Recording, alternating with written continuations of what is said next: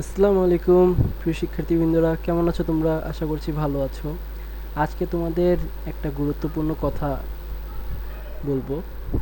তোমরা তো জানোই তোমাদের কলেজ ভর্তির রেজাল্ট কিছুদিন পর দিবে, সিলেকশন তোমরা যেটা সিলেক্ট করছো। তো ওইটাই বলার ছিল।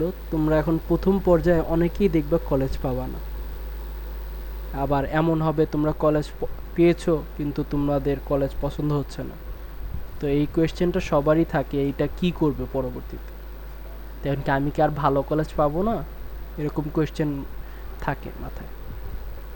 তো এইটা হলো কি উত্তরটা হলো, যারা প্রথম পর্যায়ে কলেজে আবেদন করেছো তারা যদি তাদের পছন্দের কলেজ না পাও, তাহলে তারা দ্বিতীয় পর্যায়ে আবেদন করতে পারবে।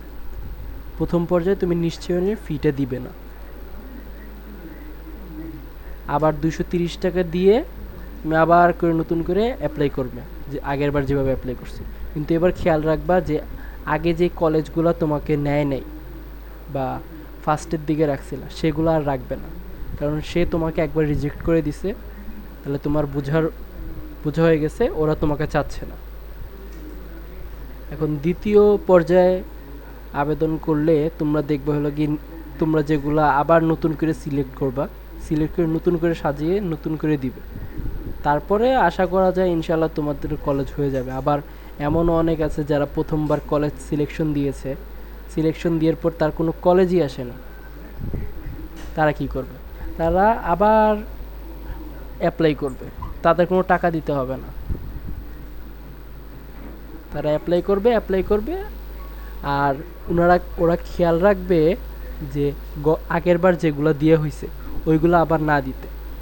আমার কথা মতে, আমার সাজেশন শুনলে প্রথম 5টা সরকারি রাখতে পারো, তারপরের 5টা প্রাইভেট রাখতে পারো। তাহলে তুমি বুঝতে পারবা তাহলে কোনটা তোমার জন্য, তোমার পয়েন্ট, তোমার কোন কলেজের জন্য ক্যাপেবল, সরকারির জন্য না প্রাইভেটের জন্য। কিন্তু গত বছর আমাদের এরকম হয়েছিল যে, তোমরা জানো ম্যানুয়ালি ভর্তি হওয়া যায় না, কিন্তু অনেকেই ম্যানুয়ালি ভর্তি হইতে চায়।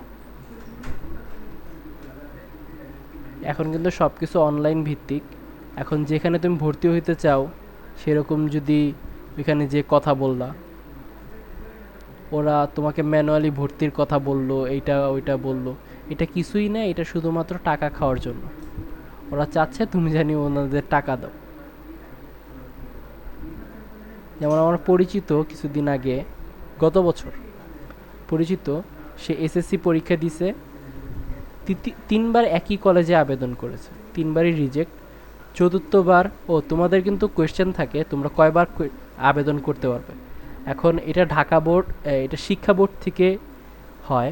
যেমন ওরা কিন্তু চায় সবাই জানি ভর্তি হয়। তো এরকম যদি দেখে 3বার নেওয়ার পর তোমাদের আরও কিছু বাকি আছে, তা চতুর্থবারও নিতে পারবে। এখন চতুর্থবারও নিতে পারবে। আবার অনেক সময় হয় যে তৃতীয় পর্যায়ে শেষ হয়ে যায়। এখন তোমরা যদি চাও, আমি জানি কি বলছিলাম, আমি বলতেছিলাম আমার পরিচিত একজনের কথা। সে ম্যানুয়ালি ভর্তি হওয়ার জন্য একটা স্যারের সাথে যোগাযোগ করে। তো উনি বলে কাগজপত্র নেয়, টাকা পয়সা নেয়। যখন ভর্তির কার্যক্রম শেষ হয়ে যায়, তখন ভর্তির কথা বলতে যায়, তখন ওই স্যার ওকে চিনে না।